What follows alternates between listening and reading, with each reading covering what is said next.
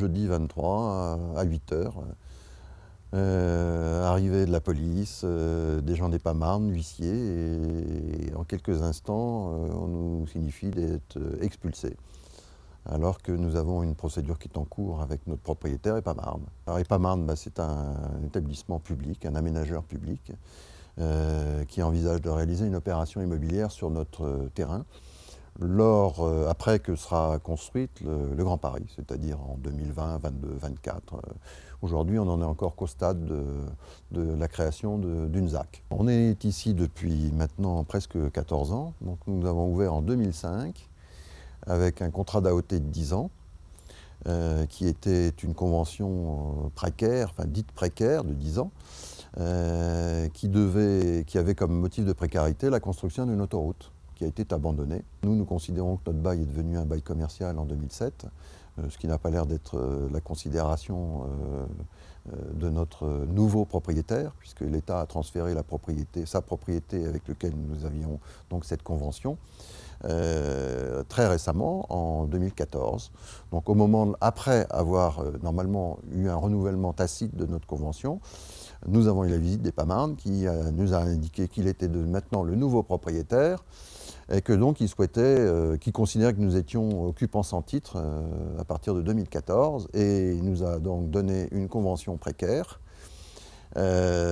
sous précarité de la réalisation d'une opération immobilière. Et aujourd'hui, on nous dit que ce n'est plus l'opération immobilière qui est la raison de notre départ, mais l'évacuation des terres du Grand Paris, qui nécessite la construction d'une piste au travers du Golfe pour évacuer les terres par l'autoroute. Bien entendu, on veut faire croire que les terres, ce sont celles du Grand Paris, donc des terres bien propres qui viennent d'un tunnelier, et en fait, la réalité, c'est de vider la décharge qui se trouve sous le Golfe, qui, elle, existe depuis 20 ans et qui a été réalisée par l'État lui-même, qui a remblayé, puisqu'il avait prévu que ça serve de soubassement à l'autoroute.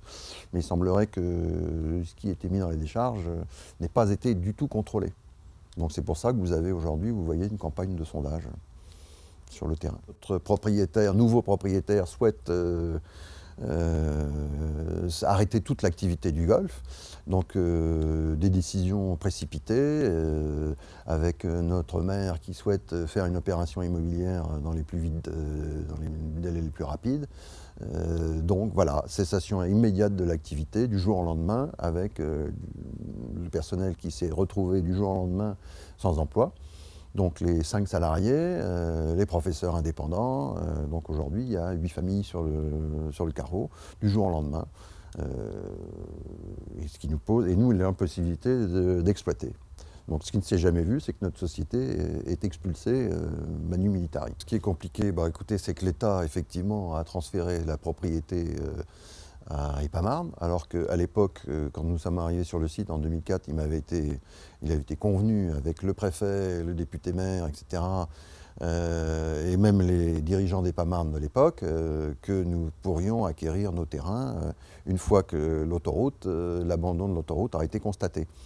En fait, il s'avère que rien n'a été fait dans ce cadre, et qu'aujourd'hui, après avoir demandé effectivement la possibilité d'acheter nos terrains pour pérenniser l'activité du Golfe, la réponse est négative, et qu'aujourd'hui, voilà, la réponse c'est vous devez quitter les lieux dans les meilleurs délais. En fait, aujourd'hui, maintenant, il va se réaliser une opération purement spéculative de commerce, logement, cinéma, palais des congrès, des tours de bureaux, alors qu'on a beaucoup trop de bureaux dans la zone. Donc voilà.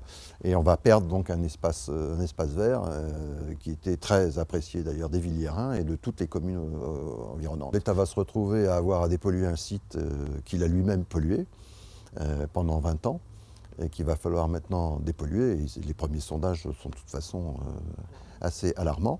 Voilà, donc on se retrouve dans cette situation, et nous, impossible de rester sur le site, puisque tout a été démonté. En 24 heures, on nous avait rendu impossible toute exploitation. Une dépollution doit se faire, 500 000 m3 en décharge classée, ça coûte très cher. Il faut dépolluer en confinant le site parce qu'il y a de l'amiante.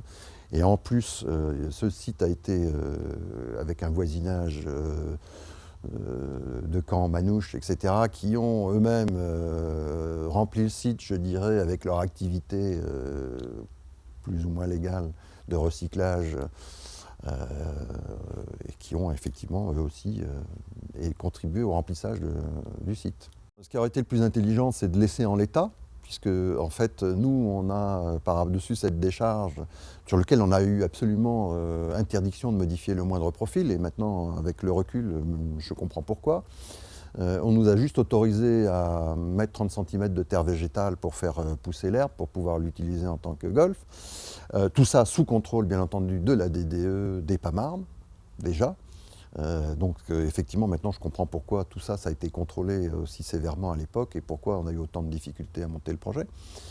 Voilà, donc la meilleure chose, ça aurait été de continuer à utiliser ce site en golf et de le faire pérenniser en golf, parce qu'aujourd'hui, on va être près d'un problème qui va être non seulement sanitaire, un problème de santé publique, un problème environnemental, et puis ben, moi je dirais maintenant un volet financier qui va forcément être obligé d'être abordé, parce que le contribuable ne peut pas payer le remplissage de l'épage, l'évacuation, voilà, c'est pas acceptable. Voilà, donc l'État doit bien faire un geste, et on ne peut pas non plus en plus maintenant spolier les entreprises qui sont dessus en les virant sans aucune indemnité. Donc voilà, on est dans cette situation, donc nous on est en train de lancer une procédure pour essayer d'être indemnisés.